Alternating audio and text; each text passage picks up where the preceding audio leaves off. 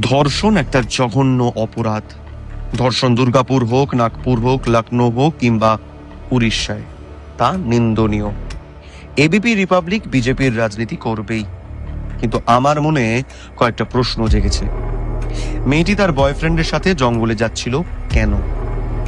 ঘটনাটি ঘটল 8টায়। মেয়েটি হস্টেলে ঢুকে গেল 8:30টায়। ছেলেটিও ঢুকলো। তারপর অভিযোগ জানালো 12:30টায়।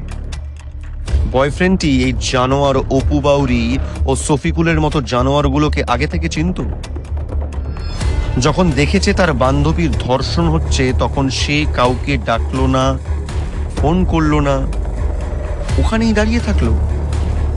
ধর্ষণের পর আবার তাকে নিয়ে হস্টেলেও চলে এলো।